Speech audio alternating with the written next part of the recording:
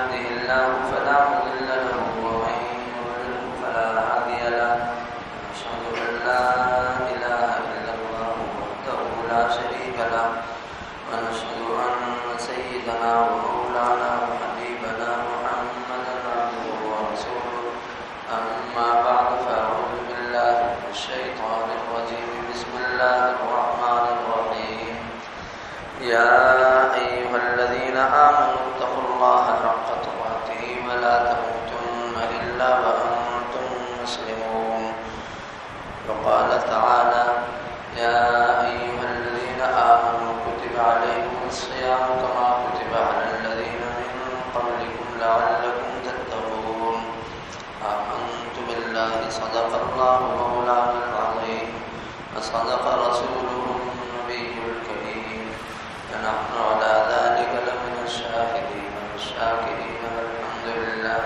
رب العالمين. بزرگان محترم برادران عزیز، اللہ رب العزت کا بے پایا انعام و احسان ہے کہ اللہ تعالیٰ نے آپ حضرات کو اپنے دنیا کے کاموں اور دنیا کی مصروفیات میں سے وقت نکال کر اللہ کے گھر میں آ کر 10 دن کے لیے قیام کرنے اور ڈیرا ڈالنے کی توفیق عطا فرمائی۔ حقیقت یہ ہے کہ یہ اللہ تعالیٰ کی بہت بڑی نعمت ہے۔ انسان جتنا دل و جان سے اس پر شکر ادا کرے کم ہے۔ یہ آج 21ویں شب ہے، آگے تقریباً 10 دن اور 10 راتیں ہمارے پاس ہیں، تو ان 10 دنوں اور ان 10 راتوں کی قدر کرنا یہ ہماری ذمہ داری ہے۔ ایک تو یہ بات عرض کرتی ہے کہ رمضان کے 2 عشرے گزر چکے ہیں اور یہ آخری عشرہ ہے۔ ہمیں اس بات کا اہتمام کرنا چاہیے کہ گزشتہ جو 2 عشرے گزرے ہیں ان پر اللہ تعالیٰ سے استغفار کریں۔ اگر نیکی کی توفیق ملی ہے تب بھی استغفار کا اہتمام کرنا چاہیے، نیکی کے اعتبار سے کوئی کوتاہی ہوئی ہے تب بھی استغفار کا اہتمام کرنا چاہیے۔ پہلو کے اعتبار سے نیکی کی توفیق ملنے پر استغفار کا اہتمام قرآن و احادیث سے ثابت ہے کہ قرآن کریم میں اللہ تعالیٰ نے اپنے نیک بندوں کی عبادت اور شب بیداری اور تہجد کے اہتمام کا ذکر فرمایا کہ وہ رات کو اٹھتے ہیں، عبادت کا اہتمام کرتے ہیں، تہجد پڑھتے ہیں، لیکن اس سب کے ساتھ وہ استغفار کرتے ہیں۔ وَبِالْأَسْحَارِ هُمْ يَسْتَغْفِرُونَ، تہجد پڑھ کر اللہ رب العزت کی بارگاہ میں وہ استغفار کرتے ہیں۔ حضور نبی اکرم صلی اللہ علیہ وسلم کے بارے میں صحیح روایات سے ثابت ہے کہ فرض نماز کے اہتمام کے بعد، فرض نماز پڑھنے کے بعد سلام پھیر کر آپ صلی اللہ علیہ وسلم استغفار پڑھا کرتے تھے، استغفر اللہ استغفر اللہ استغفر اللہ۔ تو گویا قرآن و احادیث سے نیک اعمال کے بعد استغفار ثابت، اور پھر اس نیک عمل میں اللہ تعالیٰ کی شائن شان وہ عبادت نہ ہو سکی ہو، وہ نیکی نہ ہو سکی ہو، تو اس کے اوپر بھی استغفار ہونا چاہیے۔ آپ صلی اللہ علیہ وسلم عبادت فرماتے اور عبادت فرمانے کے بعد فرمایا کرتے تھے کہ یا اللہ معاف فرما دیجیے گا ما عبدنا کا حق عبادت، یا اللہ آپ کی شائن شان ہم عبادت نہ کر سکے، آپ معاف فرما دیجیے۔ تو عبادت میں کوتاہی ہوئی ہو تب بھی اعمال پر استغفار کرنا چاہیے، اور کسی بھی نیکی اور خیر اور بھلائی کی توفیق ملی ہو تب بھی اعمال استغفار کا اہتمام کرنا چاہیے، اس لیے کہ کوتاہی کی صورت میں ایک تو انسان کو احساس ہو رہا ہے کہ مجھے جس طرح کا یہ عمل کرنا چاہیے تھا ویسا عمل نہیں کیا، تو ظاہر ہے کہ یہ ایک ایمانی کیفیت ہے، ایمانی علامت ہے کہ اپنی کمی اور کوتاہی کا احساس ہونا۔ اور اگر نیکی کی توفیق ملی ہے تو اس کے اندر تکبر کا شکار نہ ہونا، بلکہ بندگی اور عبودیت کا اظہار کرنا، یا اللہ جو کچھ ہے آپ کی توفیق سے، میں تو آپ سے معافی مانگتا ہوں، اس کے اندر بھی کمی ہوئی ہو۔ تو یہ ایک عاجزی اور نیاز مندی کی کیفیت ہے، اور ظاہر ہے کہ بندے کو اپنی کمی کا احساس ہو، یہ بھی ضروری، بندے کے اندر بندگی ہو، عاجزی اور نیاز مندی ہو، یہ بھی ضروری۔ تو اس لیے جو 2 عشرے گزرے ہیں، ان 2 عشروں میں ہم سے جتنی بھی اللہ تعالیٰ نے اعمال کی ہمیں توفیق دی، توفیق ملی، تو یہ شکر بھی ادا کریں اور اس کے ساتھ استغفار کریں، اور جو کمی کوتاہی ہے اس پر بھی اللہ تعالیٰ کی بارگاہ میں استغفار کا ہمیں اہتمام کرنا چاہیے۔ اور بقیہ جو عشرہ ہے اس عشرے کو اہتمام سے گزارنے کی کوشش کرنی چاہیے، اس لیے کہ احادیث مبارکہ کے اندر آپ صلی اللہ علیہ وسلم نے رمضان کے ناقص رہ جانے اور اس کے اندر اپنی مغفرت کا اہتمام نہ کرا پانے پر سخت ناراضگی کا اظہار فرمایا ہے اور ناگواری کا اظہار فرمایا ہے۔ چنانچہ ایک تو شب قدر اس آخری عشرے میں ہے، اور شب قدر سے محرومی کا معاملہ بھی بڑا خطرناک ہے، اس لیے کہ آپ صلی اللہ علیہ وسلم نے ارشاد فرمایا کہ جو شخص شب قدر کی خیر سے اور اس کی برکات سے محروم رہا تو وہ ہر طرح کی خیر سے محروم رہ گیا۔ تو ظاہر ہے کہ شب قدر کا پا لینا ایک بہت بڑی نعمت کا پا لینا ہے، اور اس سے محروم ہو جانا ایک بہت بڑی محرومی کی صورت ہے۔ اس لیے ہمیں اس آخری عشرے کی راتوں کے اندر شب قدر کو تلاش کرنے اور ہر تاخرات میں بطور خاص اعمال کا اہتمام کرنے کی تو کوشش کرنی چاہیے، تاکہ ہم شب قدر سے محروم نہ ہو جائیں۔ اور ایسے ہی رمضان کا جو مہینہ ہے اس کے اندر بھی بقیہ 10 دن اس کیفیت کے ساتھ گزارنے ہیں کہ ہمارے روزے سے ہمارے اندر تبدیلی محسوس ہو اعمال کے اعتبار سے، اس لیے کہ روزہ جو ہے اس کی حقیقت کیا ہے؟ فرمایا کہ روزے کی حقیقت وہ کھانے سے رکنا، پینے سے رکنا، جماع سے رکنا۔ تو یہ علماء نے فرمایا ظاہری اعتبار سے روزے میں کوئی کام کرنے کا نہیں بلکہ چھوڑنے کا کام، کھانا چھوڑ دو، پینا چھوڑ دو، شہوت کی تکمیل چھوڑ دو۔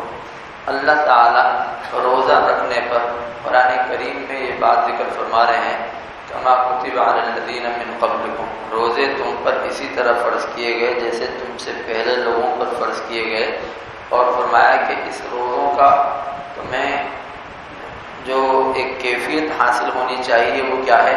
لعلکم تتقون، ان روزوں کے ساتھ تمہارے اندر تقوی کی کیفیت آئے۔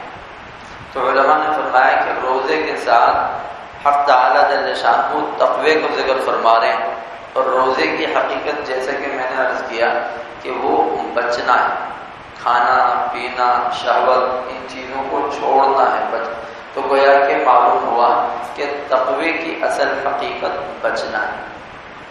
ایک تو ہے انسان نوافل پڑھ رہا ہے، تسبیحات کا اہتمام کر رہا ہے، تلاوت کر رہا ہے، یہ بہت بڑی عبادت ہے، بہت بڑی نیکی ہے، اور اللہ تعالیٰ کے قرب کا بہت بڑا ذریعہ ہے، لیکن یہ ایک نفلی عبادت ہے، اس کا مرتبہ اور مقام اپنی جگہ، مگر گناہوں سے بچنے کا جو مرتبہ اور گناہوں سے بچنے کا جو مقام ہے وہ بہت زیادہ۔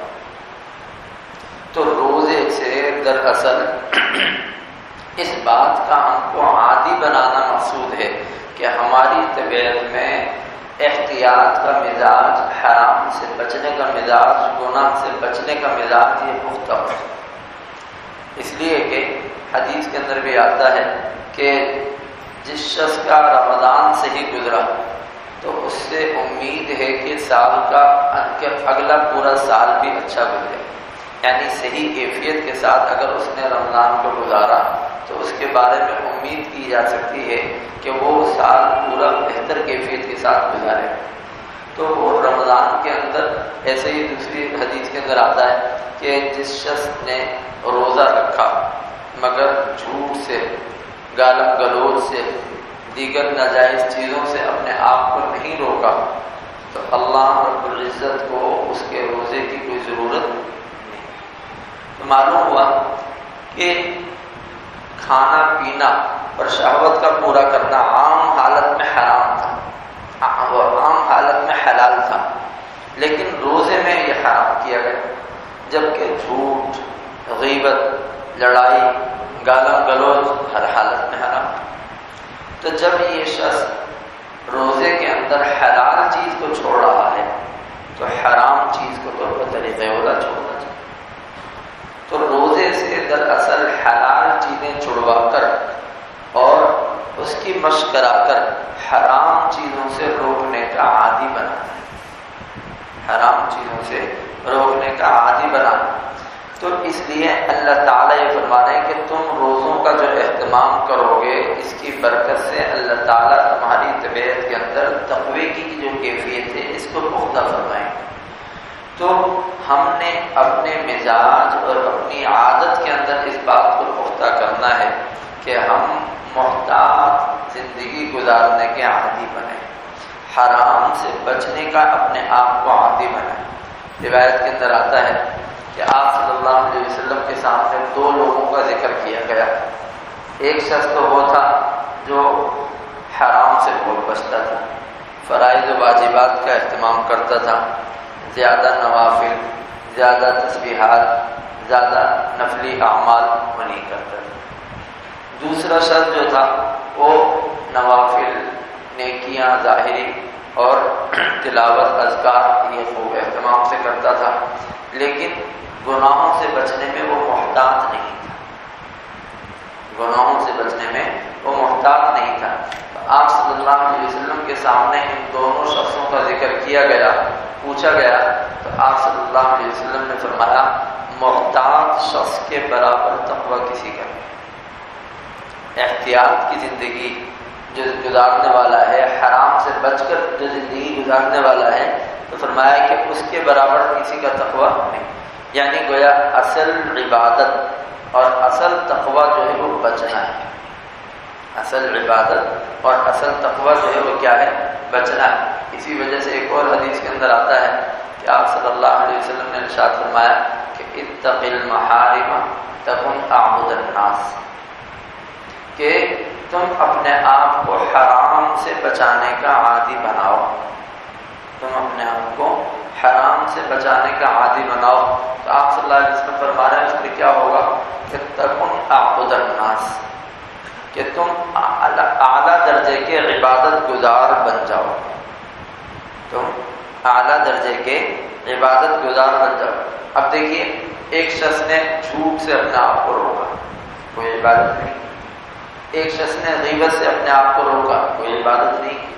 ایک شخص نے سود سے اپنے آپ کو روکا، کوئی عبادت نہیں کی۔ ایک شخص نے مال حرام سے اپنے آپ کو روکا، کوئی عبادت نہیں کی۔ آنکھوں کے غلط استعمال سے روکا، کوئی عبادت نہیں کی۔ تو ظاہری اعتبار سے یہ کوئی عبادت کرتا ہوا نظر نہیں آ رہا، لیکن یہ حرام سے بچ رہا ہے۔ تو اس حرام سے بچنے پر آپ صلی اللہ علیہ وسلم اس کو فرما رہے ہیں اعبد الناس، کہ اعلیٰ درجے کا عبادت گزار۔ تو حالانکہ ظاہری اعتبار سے ہم کو نظر آ رہا ہے کہ ان اعمال کے چھوڑنے میں یہ عبادت کرتا ہوا نظر نہیں آ رہا، لیکن آپ صلی اللہ علیہ وسلم اس کو اعلیٰ درجے کا عبادت گزار فرما رہے ہیں۔ تو معلوم کیا ہوا کہ عبادت کی اصل حقیقت ہے اطاعت و فرما برداری۔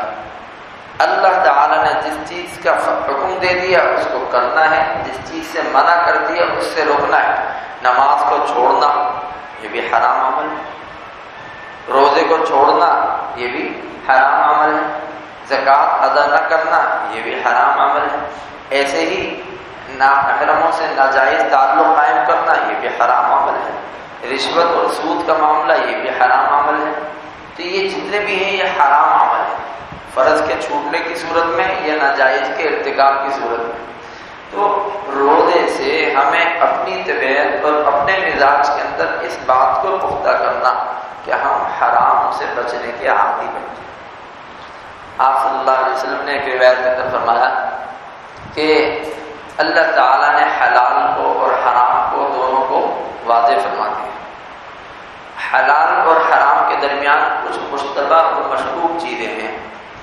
فرمایا کہ جو شخص ان مشتبہ اور مشکوک چیزوں سے بچے گا تو فرمایا کہ وہ مشتبہ اور مشکوک چیزوں سے بچنے کے نتیجے میں ان حرام چیزوں سے بچ سکے، اور اگر وہ مشتبہ اور مشکوک چیزوں سے نہیں بچے گا تو وہ حرام میں مبتلا ہوگا۔ آپ صلی اللہ علیہ وسلم نے اس کو مثال سے سمجھایا۔ فرمایا کہ کوئی بادشاہ ہو، اس کی چراگاہ ہو، کہ بھی یہ حد ہے کہ یہ بادشاہ کی چراگاہ ہے، یہاں بادشاہ کے جانور چریں گے اور بادشاہ کی سواریاں آئیں گی۔ تو اب اگر کوئی شخص اپنے جانوروں کو اس چراگاہ کی جو حد ہے اس حد کے قریب لے کے جائے گا تو وہ خطرہ ہے کہ بادشاہ کی جو چراگاہ ہے اس حد کے اندر اس کے جانور چلے جائیں، اور اگر وہ اپنے جانوروں کو ان سے دور رکھے گا تو پھر وہ بادشاہ کی جو چراگاہ ہے اس سے اس کے جانور دور رہیں گے، بچے رہیں گے۔ تو ایسے ہی آپ صلی اللہ علیہ وسلم نے فرمایا کہ تم اگر مشکوک چیزوں سے اپنے آپ کو بچاؤ گے تو حرام سے بچنا تمہارے لیے آسان ہے، اور اگر تم مشکوک چیزوں سے اپنے آپ کو بچانے کا عادی نہیں بناؤ گے تو حرام میں مبتلا ہونے کا قوی ہے۔ اسی وجہ سے ایک اور حدیث کے اندر آتا ہے کہ کوئی شخص تقوی کی حقیقت کو اس وقت تک نہیں پا سکتا جب تک کہ وہ حرام سے بچنے کے لیے جائز چیزوں کو نہ چھوڑے۔ حرام سے بچنے کے لیے جائز چیزوں کو نہ چھوڑے، کیونکہ بعض جائز چیزیں ایسی ہوتی ہیں جو انسان کو حرام تک لے جانے کا ذریعہ ہوتا ہے، جیسے کسی شخص سے تعلق قائم کرنا ایک جائز عمل ہے، لیکن اگر کوئی ایسا شخص ہو کہ جو انتہائی گندی زبان رکھتا ہو، گندا مزاج رکھتا ہو، تو ایسے شخص سے تعلق قائم کرنا یہ کس چیز کا ذریعہ بنے؟ انسان کی عادت و اخلاق کے بگاڑ کا ذریعہ بنے۔ تو یہ اپنی عادت و اخلاق کو بگاڑنے سے بچانے کے لیے اس جائز عمل کو چھوڑنا پڑے گا کہ کسی شخص سے تعلق قائم کرنے کا جو جائز عمل ہے اس جائز عمل سے کو چھوڑنا پڑے۔ اگر یہ اس جائز عمل کو چھوڑے گا تو اس شخص کی بری عادتوں سے بچے گا، اگر یہ اس جائز عمل کو کرے گا تو اس شخص کی بری عادتوں کو اپنانے والا بن جائے۔ تو گویا کہ آپ صلی اللہ علیہ وسلم نے اس بات کا ہم کو وہ دلایا کہ تم اپنے آپ کو حرام سے بچنے کا عادی ہو۔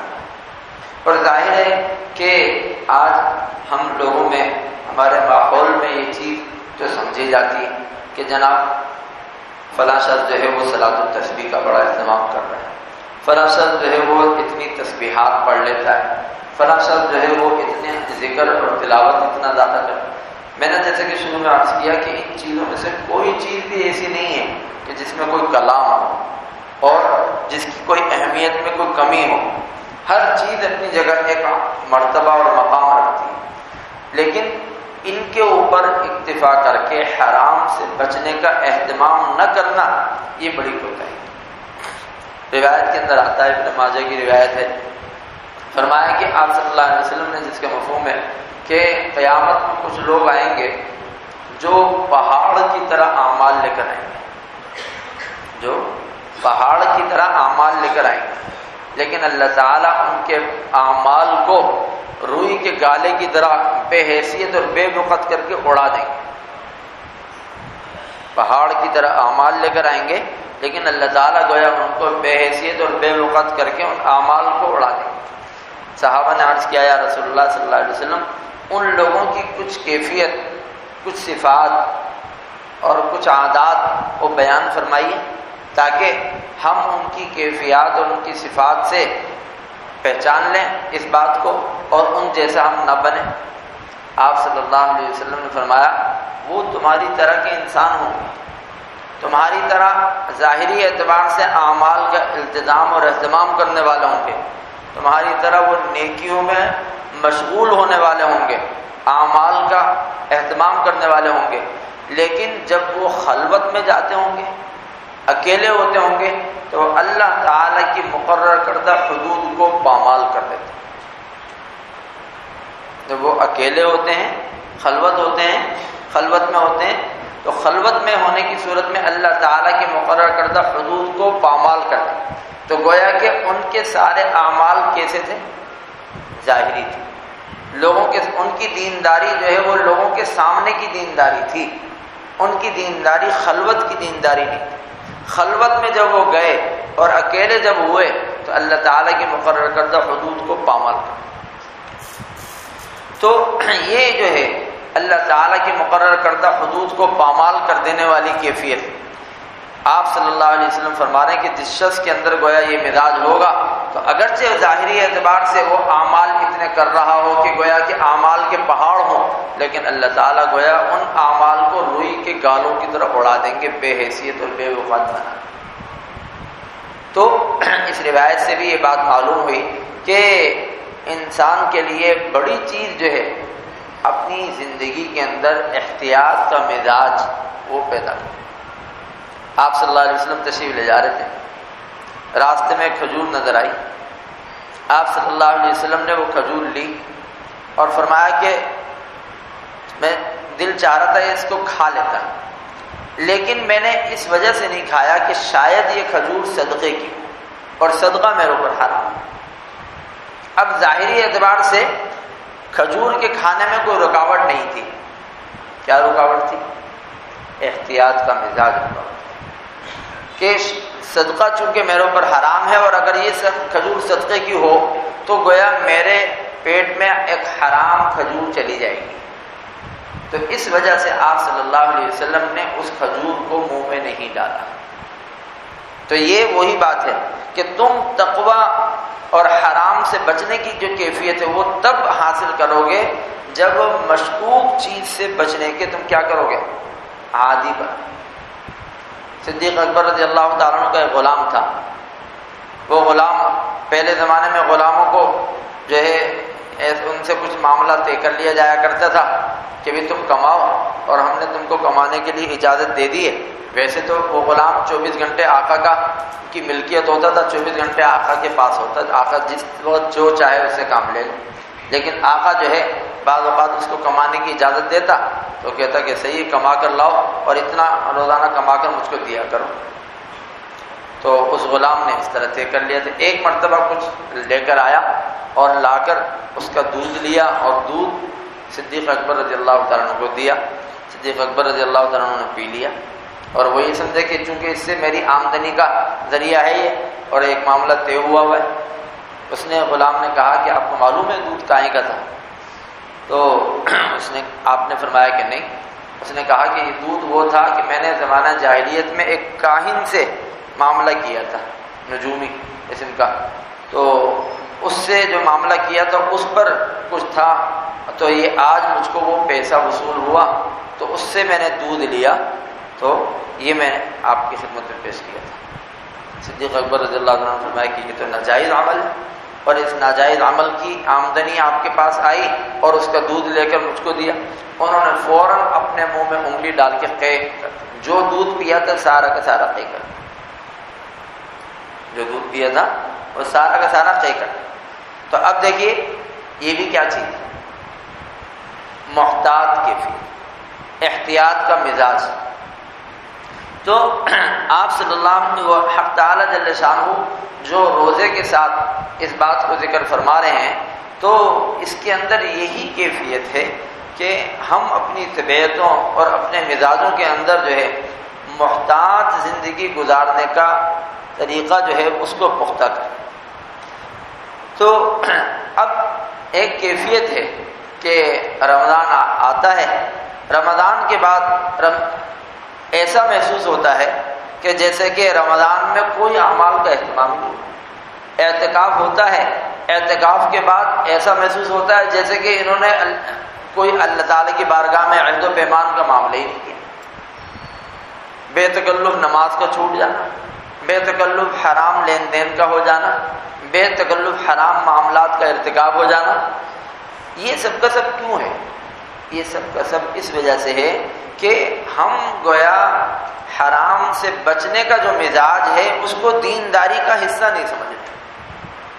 ہم دینداری کا حصہ کچھ نیکیوں اور کچھ اعمال کو تو سمجھ رہے ہیں لیکن ہم دینداری کا حصہ جو ہے حرام سے بچنے کا جو مزاج ہے نا، اس کو دینداری کا حصہ نہیں سمجھ رہے۔ تو جب ہم اس کو دینداری کا حصہ نہیں سمجھ رہے تو ایک وقت تک ہم نے کچھ نیکیاں کچھ اعمال کیے اور اس کے بعد جو ہے ہم بے تکلف ان حرام چیزوں میں لگ گئے، اور وہ جو اعمال کا تقاضا تھا کہ ہمارے اندر حرام سے بچنے کا مزاج پختہ ہوتا، وہ تقاضا نظر ہی نہیں آیا، وہ تقاضا پائے نہیں آیا۔ روایت کے اندر آتا ہے فرمایا کہ جس شخص کے اندر اللہ رب العزت یہ مزاج پختہ کر دیں، تقوی کی یہ کیفیت پختہ کر دیں کہ وہ حرام کے آگے رک جائے، حرام کے آگے رک جائے، حرام جب آئے اس کے سامنے تو اس کے لیے اپنے آپ پر کنٹرول کرنا وہ کیا ہو، آسان۔ اور ایسے ہی اخلاق کی کیفیت اس کو ایسی نصیب ہو کہ لوگوں کے ساتھ میل میلاپ وہ بے تکلف اور بآسانی کر سکے۔ اور تیسری چیز فرمائی کہ اس کے اندر تحمل کی کیفیت ایسی پختہ ہو جائے کہ وہ کسی کی جہالت کی وجہ سے اپنے تحمل کے دامن کو نہ چھوڑے۔ فرمایا کہ جس کے اندر یہ تین کیفیات پائی جائیں تو یہاں گویا حرام سے بچنے کا جو مزاج ہے وہ ایسا پختہ ہو جائے کہ جہاں حرام آئے تو اس کے اندر تقوی کی اور محتاط رہنے کی جو عادت ہے، یہ عادت اس کو حرام سے فوراً روک دے۔ فرمایا کہ جن کے اندر یہ کیفیت ہوگی تو اللہ رب العزت اس کے لیے ثواب کو واجب فرما دیں گے، اللہ تعالیٰ اس کے لیے جو ہے ثواب کو واجب فرما دیں۔ اور گویا کہ ایک مومنانہ جو کیفیت ہے، ایمانی جو کیفیت ہے، وہ ایمانی کیفیت گویا اس کے اندر شمار ہو کہ اعلیٰ درجے کا ایمان والا شمار ہوگا وہ شخص کہ جس کے اندر یہ کیفیت پائے۔ تو اس لیے ہم اپنی طبیعتوں کے اندر اس چیز کو پختہ کر، روایت کے اندر آتا ہے آپ صلی اللہ علیہ وسلم نے اس کو ایک اور مثال سے سمجھایا۔ فرمایا کہ تم یوں سمجھو کہ ایک راستہ ہے، اس راستے کے دونوں جانب جو ہے مکان ہے، ان کے دروازے ہیں، ان دروازوں پر جو ہے وہ پردے لٹکے ہوئے ہیں۔ فرمایا کہ تم اس راستے پر چل رہے ہو تو ایک پکارنے والا پکار رہا ہے، راستے میں احتیاط سے چلنا، راستے میں احتیاط سے چلنا۔ فرمایا کہ یہ جو پکارنے والا پکار رہا ہے یہ قرآن، یہ قرآن، اور یہ جو دروازے ہیں یہ حرام کی جگہ ہیں، اور ان پر پردے جو لٹکے ہوئے ہیں، یہ انسان جو شخص اس پردے کو ہٹا کر اس دروازے میں داخل ہوگا تو گویا کہ وہ حرام میں مبتلا ہو۔ اور فرمایا کہ جب بھی انسان کسی پردے کو اٹھاتا ہے کسی حرام کے ارتکاب کے لیے، اس وقت اس کے دل کے اندر ایک احساس پیدا ہوتا ہے۔ اس کو داعی سے تعبیر کرنا کہ ایک داعی جب بھی وہ برائی کا ارتکاب کرتا ہے تو اس کی طبیعت کے اندر ایک احساس پیدا ہوتا ہے کہ میں غلط کر رہا ہوں۔ فرمایا کہ یہ شخص جب اس احساس کے پیدا ہونے پر اس کی قدر کرتا ہے تو وہ احساس کی کیفیت جو ہے بار بار اس کی طبیعت میں آتی ہے، بار بار اس کی طبیعت میں آتی ہے۔ اور اگر آج اس کو کسی حرام کے ارتکاب پر جو احساس پیدا ہوا اس نے جھٹک دیا، کل پھر ہوا پھر جھٹک دیا، پرسوں پھر ہوا پھر جھٹک دیا، تو فرمایا یہ احساس جو ہے اس کی مثال مہمان کی، یہ احساس جو ہے اس کی مثال مہمان کسی کہ جب یہ بار بار اس احساس کو جھٹکتا رہے گا تو وہ مہمان جس طرح کسی مہمان کو جھڑک دیا جائے تو وہ مہمان آنا گوارا کرے، چاہے وہاں کتنا ہی سونے کا نوالا اس کو پیش کیا جائے، جب اس کو جھڑکا جائے تو وہ مہمان اس دروازے پر آنا گوارا نہیں۔ فرمایا کہ یہ احساس جو اس کی طبیعت میں اٹھتا ہے کہ دیکھ تو حرام کا ارتکاب کر رہا ہے، یہ مہمان ہوتا ہے، جب وہ اس کو جھڑک دے گا پھر جھڑک دے گا پھر جھڑک دے گا، نتیجہ اس کا یہ ہوگا کہ وہ احساس پیدا ہونا بند، پھر اس بیچارے کی کیفیت یہ ہو جاتی ہے کہ وہ حرام کا ارتکاب کر رہا ہوتا ہے اور اس کی طبیعت پر چھو نہیں رہی، حرام کا ارتکاب کر رہا ہوتا ہے اور اس کی طبیعت پر جو نہیں رنگتی، اس کو پتہ نہیں چلتا میں کسی بڑے گناہ کا میں نے ارتکاب کر، اس لیے کہ وہ احساس مر گیا، اس لیے کہ وہ احساس کیا ہوا؟ مر گیا۔ تو وہ احساس کیوں مرا؟ وہ احساس اس لیے مرا کہ اس نے مشکوک چیزوں سے بچنے کی عادت چھوڑ دی۔ وہ احساس اس لیے مرا کہ یہ احساس جب اس کو ہوتا تھا تو اس کا خیال نہیں کرتا تھا، یہ اس کو جھٹک دیا کرتا۔ تو جب اس نے مشکوک چیزوں کو اختیار کرنا شروع کر دیا اور ان سے محتاط ہونے کی جو کیفیت ہے اس کو نہیں اپنایا تو اور ایسے ہی حرام چیزوں میں بے تکلف پڑتا رہا، اس احساس کو جھڑکتا رہا، تو وہ بالآخر اس کا سلسلہ بن گیا۔ تو اسی لیے حدیث کے اندر ایک مومنانہ صفت رکھنے والے مومن بندے اور مومنانہ صفت سے خالی شخص جو ہے، ان دونوں کی مثال بیان کی گئی۔ فرمایا کہ جو مومنانہ صفت رکھتا ہو، جس کی طبیعت میں احساس بار بار حرام کے ہونے پر آتا ہو اور اس سے خوف کھاتا ہو، ڈرتا ہو، فرمایا کہ اس مومن بندے کی مثال ایسی ہے جیسے پہاڑ کے دامن پر میں بیٹھا ہوا شخص، کہ وہ اوپر سے چیزیں گزر رہی ہیں اور رکاوٹ کوئی نہیں ہے، اور کبھی جانور گزر رہے ہیں، لوگ گزر رہے ہیں، کوئی رکاوٹ بھی نہیں ہے۔ یہ دامن میں جو نیچے بیٹھا ہوا شخص ہے، اس کو کیا ہوگا؟ مسلسل خوف ہوگا کہ کوئی چٹان، کوئی پتھر، کوئی چیز آ کر مجھے ہلاک نہ کر، مجھے نقصان نہ پہنچا۔ فرمایا کہ مومنانہ صفت رکھنے والا بندہ حرام اور گناہوں سے اس طرح خوف کرتا ہے، حرام اور گناہوں سے وہ اس طرح خوف کھاتا ہے کہ یہ گناہ میرے لیے اللہ تعالیٰ کی بارگاہ میں مردودیت کا ذریعہ نہ بن جائے، میرے لیے اللہ تعالیٰ کی بارگاہ میں محرومی کا ذریعہ نہ بن جائے، تو وہ اس طرح خوف کھاتا رہتا ہے۔ اور فرمایا کہ مومنانہ صفات سے خالی شخص جو ہے، اس کی مثال یہ بیان فرمائی گئی کہ اس کا معاملہ ایسا ہوتا ہے کہ جیسے کہ کسی شخص کا مکھی اڑانا۔ ظاہر ہے کہ کسی شخص کے اوپر مکھی بیٹھی ہو تو وہ مکھی کو اڑانے میں اس کو کوئی تکلف ہوتا ہے، ایسے ہی وہ حرام کے ارتکاب میں اس کو کوئی تکلف نہیں، ناجائز کے ارتکاب میں اس کو کوئی تکلف نہیں ہوتا۔ جس طرح اسے مکھی کے اڑانے میں کوئی تکلف نہیں ہوتا، ایسے ہی اس کو حرام کے ارتکاب میں کوئی تکلف۔ تو آپ صلی اللہ علیہ وسلم نے مومنانہ صفات کے ساتھ متصف شخص کی مثال اور مومنانہ صفات سے خالی شخص کی مثال یہ بیان فرما کر گویا کہ یہ احساس دلایا کہ ہمیں یہ دیکھنا چاہیے کہ ہماری طبیعت کے اندر یہ محتاط زندگی گزارنے والی کیفیت برقرار ہے یا نہیں۔ اگر یہ کیفیت خدا نخواستہ ختم ہو رہی تو جیسے کہ میں نے ابھی عرض کیا کہ حدیث کے اندر آپ صلی اللہ علیہ وسلم صاف فرما رہے ہیں کہ تم ظاہری اعتبار سے اعمال کے پہاڑ لے کر آؤ گے، لیکن کیا ہوگا کہ تمہارے اندر حرام سے بچنے کا مزاج نہیں ہوگا۔ خلوت میں تم جب جاؤ گے تو بے تکلف حرام چیزوں کا ارتکاب کرو گے تو اللہ تعالیٰ تمہارے اعمال کے جو پہاڑ ہیں ان کو یوں اڑا دے، تمہارے اعمال کے جو پہاڑ ہیں ان کو یوں اڑا دے۔ تو اس لیے ہم جہاں اعمال کا اہتمام کریں بہت بڑی چیز ہے، اس پر جتنا اللہ تعالیٰ کا شکر ادا کیا جائے کم ہے، لیکن اس دینداری کا اس بات کو ہم لازمی حصہ بنائیں کہ حرام سے بچنے کا عادی بنائیں، حرام سے بچنے کا عادی، اپنے آپ کو عادی بنائیں۔ چنانچہ ہم دیکھیں یہ حرام کا معاملہ ایسا ہے کہ آپ صلی اللہ علیہ وسلم تو ظاہر صاحب وحید ہیں اور قیامت تک کے آنے والے احوال کی اللہ تعالیٰ نے آپ صلی اللہ علیہ وسلم کو اطلاع دی تھی، اور آپ صلی اللہ علیہ وسلم نے ان احوال میں سے بہت سے احوال کی امت کو خبر دی ہے۔ چنانچہ ان حالات میں سے ایک حالت کو آپ صلی اللہ علیہ وسلم نے ایک حدیث میں بیان فرمایا کہ قرب قیامت میں لوگوں پر ایسا وقت آئے گا کہ ان کو حرام کی کوئی پرواہ نہیں، حرام مال کی، حرام لین دین کی کوئی پرواہ نہیں رہی، اس کو اس سے غرض نہیں ہوگی کہ یہ حلال سے آ رہا ہے یا حرام راستے سے آ رہا ہے، اس کو اس سے غرض ہوگی کہ گنتی ہونی چاہیے، بینک بیلنس بڑھنا چاہیے، گنتی بڑھنی چاہیے۔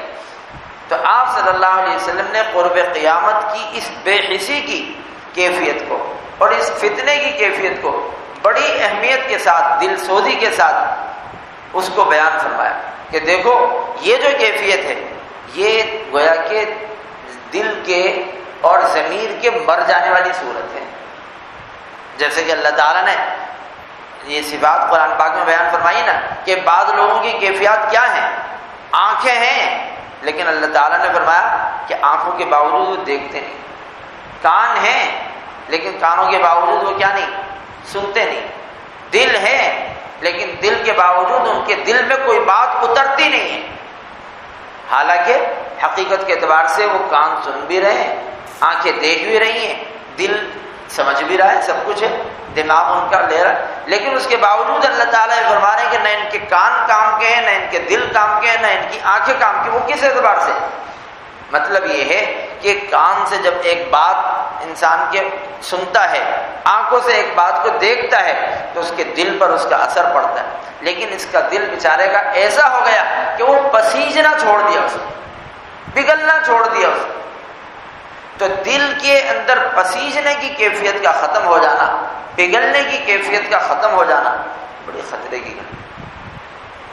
اسی کو اللہ تعالیٰ نے قرآن پاک میں فرمایا کہ کلا بل ران علی قلوبہم ما کانوا یکسبون، کہ یہ حرام اور ناجائز چیزوں کے ارتکاب کے نتیجے میں ان کے دل جو ہے گویا کہ بالکل پتھر ہو گئے، سیاہ ہو. اللہ تعالیٰ ہماری سب کی اس سے حفاظت میں. تو اس چیز کو جو ہم نے دینداری کی فہرست سے خارج کر لیا کہ گناہوں سے بچنے کا مزاج جو ہے اس کو ہم پختہ نہیں، اور گناہوں کے ارتکاب کو معاشرتی ضرورت ہے. اگر ہم غور کریں تو حقیقت کے اعتبار سے اعلیٰ درجے کا تقوی وہ یہی ہے. ایک شخص بازار میں بیٹھا ہوا ہے اور حلال حرام کی تمیز رکھ کر کاروبار کر رہا ہے. ایک شخص معاشرے میں گھوم رہا پھر رہا ہے، معاشرے والوں کے ساتھ معاملات کر رہا ہے، رہن سہن کر رہا ہے، لیکن ہر جگہ حلال اور حرام کو ملحوظ رکھ کے معاملات کر رہا ہے. بے شک یہ تہجد نہ پڑھتا ہو، بے شک یہ اوابین نہ پڑھتا ہو، بے شک یہ اشراق نہ پڑھتا ہو، لیکن احادیث کی صراحت کے اعتبار سے اعلیٰ درجے کا عبادت کر رہا ہے. اسی اعتبار سے تو آپ صلی اللہ علیہ وسلم نے کتنی بڑی فضیلت بیان فرمائی کہ ایک شخص بازار میں بیٹھا ہوا کاروبار کر رہا ہے، لین دین کر رہا ہے، لیکن کیا فرمایا کہ یہ کاروباری اور یہ تاجر قیامت کے دن کس کے ساتھ ہوگا؟ انبیاء اور صدیقین اور شہداء کے ساتھ ہوگا. کس بات پر ہے؟ حرام سے بچنے پر، دیانت پر، سچائی پر، ناجائز لین دین سے بچنے پر یہ فضیلت ہے. تو روزہ جو ہے اس روزے سے ہم کو ایک بڑا سبق، اور اللہ تعالیٰ جو قرآن پاک میں فرما رہے ہیں بڑی اہم چیز وہ ہے بچنے کا مزاج، محتاط زندگی گزارنے کی عادت. یہ عادت ہم اپنی طبیعت کے اندر پختہ کریں. جب تک ہم اپنے اندر اپنی طبیعت کے اندر اس عادت کو پختہ نہیں کریں گے تو فرمایا کہ ہم تقوی کی حقیقت کو پا نہیں سکتے. ہم تقوی کی حقیقت کو پا نہیں سکتے. احتیاط عمر فاروق رضی اللہ تعالیٰ عنہ کیا فرمایا کرتے تھے؟ فرمایا کہ سود سے بچنے کے لیے سود کے شعبے میں جو مال تھا جو سودی نہیں تھا، ہم نے 90% ایسے مال کو جو غیر سودی تھا اس کو چھوڑ دیا. 90% کوئی معمولی ریشو نہیں، کتنا بڑا ریشو ہے کہ 90% مال کو ہم نے کس وجہ سے چھوڑا، کس شعبے میں چھوڑا؟ سود سے بچنے کی. حقیقتاً وہ سود نہیں تھا، 2 اور 2 4 کی طرح واقعی وہ سود نہیں تھا، لیکن سود سے بچنے کے لیے ہم نے مال کا 90% حصہ چھوڑ دیا. تو یہ تھا. تو اس لیے فرمایا کہ اصل تقوی یہ ہے کہ بازار میں بیٹھ کر وہ حلال حرام کی تمیز رکھ رہا. اصل تقوی یہ ہے معاملات اور لین دین کے اندر، شادی بیاہ کے اندر، گھر کے اندر وہ حلال حرام کی تمیز رکھ رہا ہے. اصل تقوی یہ ہے. تو فرائض و واجبات کے اہتمام کے ساتھ اپنے آپ کو حرام سے بچانے کا مزاج یہ ہے روزے کا تقاضا ہے. یہ ہے رمضان کا تقاضا، یہ ہے رمضان کا پیغام، اور یہ ہے رمضان کی کیفیت جو ہمارے اندر پورے سال کے اعتبار سے منتقل ہونی چاہیے.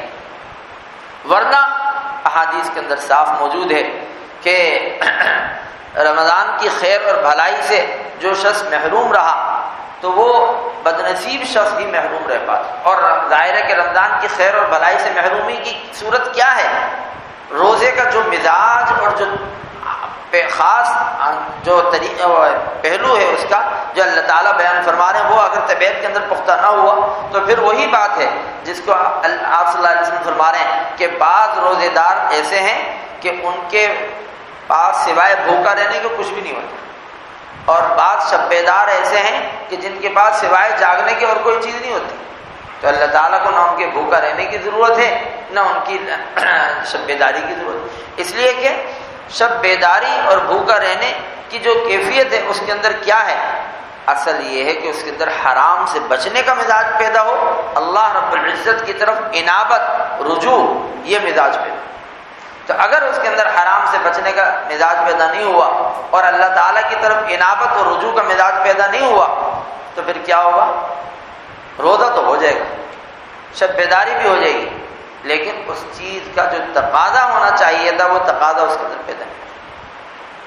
تو اس لیے اس رمضان المبارک کا جو ہم سے مطالبہ ہے وہ یہ ہے کہ ہم اپنی طبیعت کے اندر حرام سے بچنے کا مزاج پختہ کریں. اور حرام سے بچنے کا مزاج پختہ اس طرح ہوگا کہ ہم مشکوک سے بچنے کی عادت ڈالیں. جب جب ہم مشکوک سے بچنے کی عادت ڈالیں گے ہمارے لیے حرام سے بچنے کی عادت بنانا آسان ہے. اور اگر ہم مشکوک میں بے تکلف مبتلا ہو جائیں گے تو حرام میں بے تکلف پڑ جائیں گے. تو اس لیے ہم نے یہاں جو بھی وقت ہے اس وقت کو قیمتی بنانا ہے اور اپنی زندگی کے اعمال اور معاملات کا جائزہ لینا ہے. اور جائزہ لے کر بالخصوص وہ معاملات جو ہماری زندگی میں ناجائز اور حرام ہیں ان کا باقاعدہ نام لے کر اللہ تعالیٰ کی بارگاہ میں دعا کریں کہ یا اللہ میرے زندگی کے اندر فلاں حرام کام ہے، میری زندگی کے اندر فلاں حرام کام ہے، فلاں ناجائز معاملہ ہے، آپ اپنے کرم سے مجھے ایک تو اس حرام معاملے سے بچائیں. ایک تو ہم یہاں جب تک ہیں یا رمضان کا جو حصہ ہم کو اللہ تعالیٰ نے دیا ہے ایک تو ہم خصوصاً اس کا اہتمام.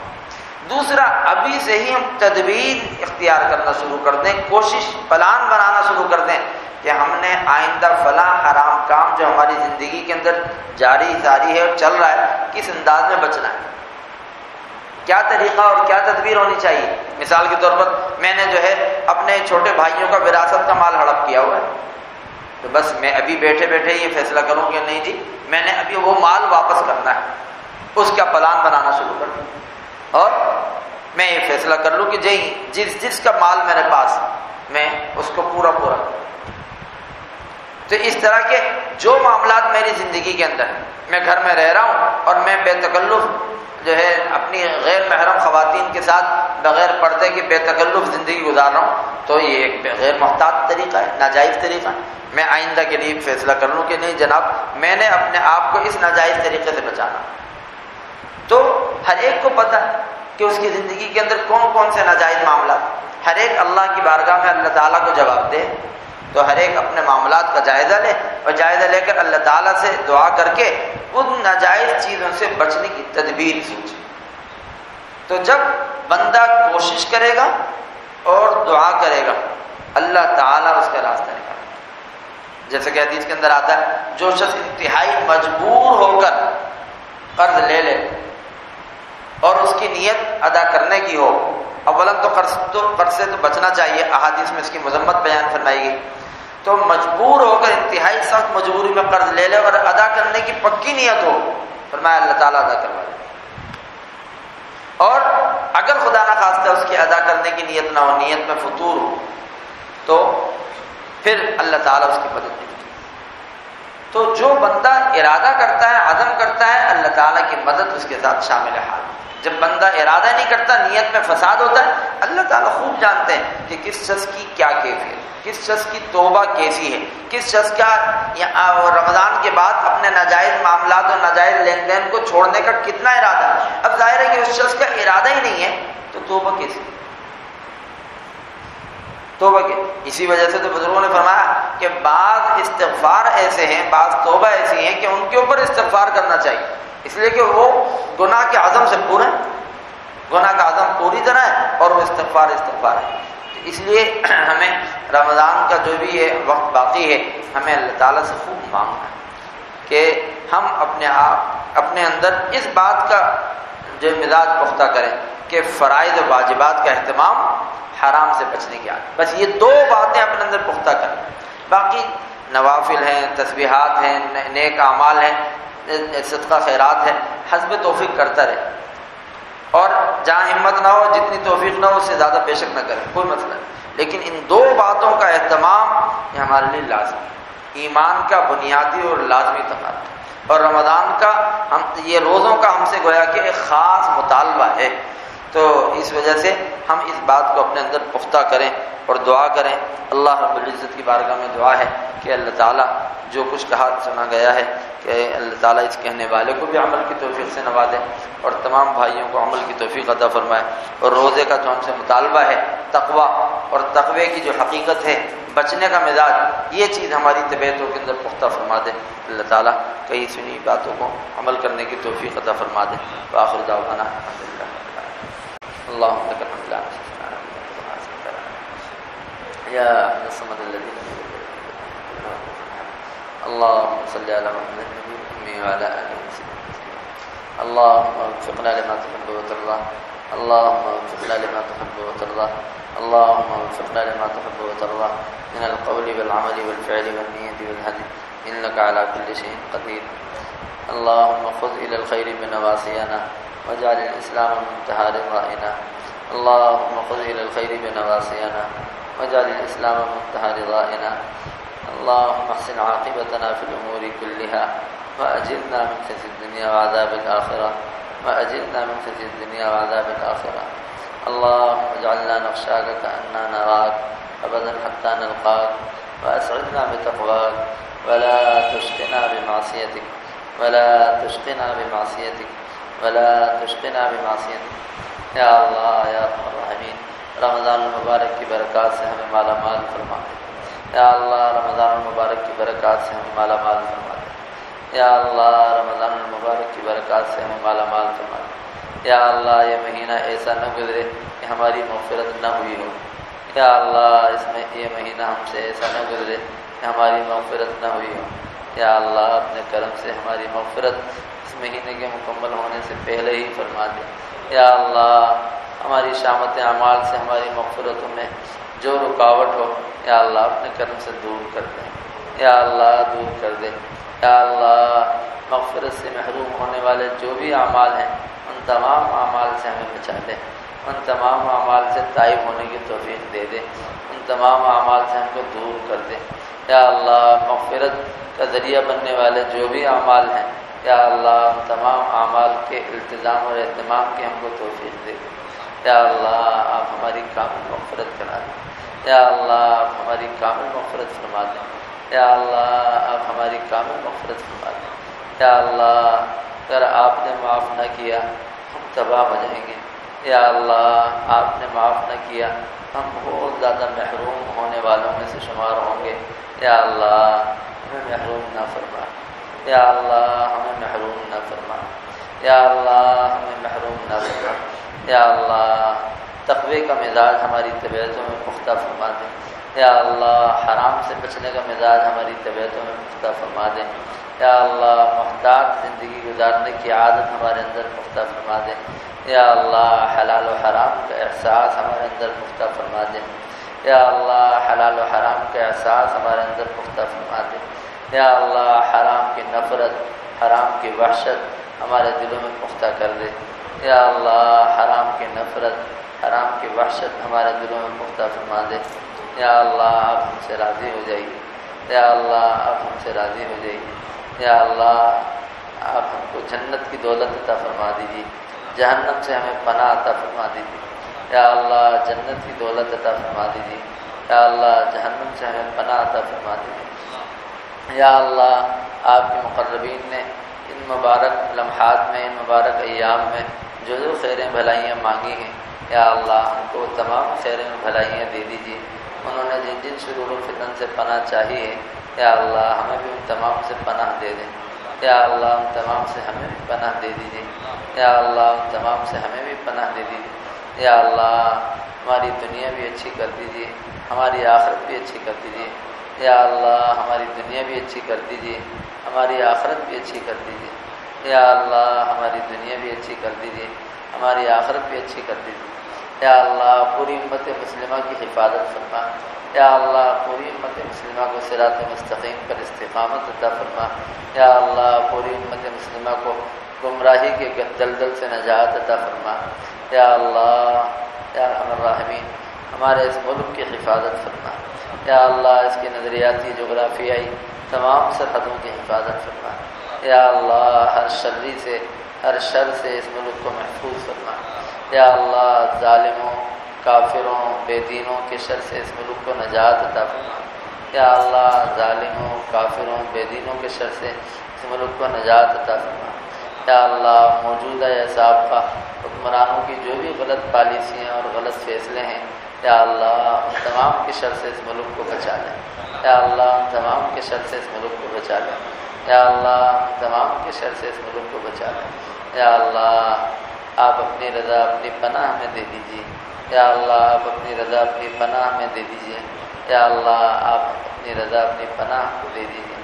اللہم لا تجعلنا بدعائک شقیا وکن لنا رؤوفا رحیما یا خیر المسئولین ویا خیر المعطین الیک نشکو ضعف قوتنا وقلة حیلتنا الیک نشکو ضعف قوتنا وقلة حیلتنا الیک نشکو ضعف قوتنا وقلة حیلتنا اللهم صل على محمد وعلى آل محمد كما صليت على إبراهيم وعلى آل إبراهيم إنك حميد مجيد اللهم بارك على محمد وعلى آل محمد كما باركت على إبراهيم وعلى آل إبراهيم إنك حميد مجيد آمين آمين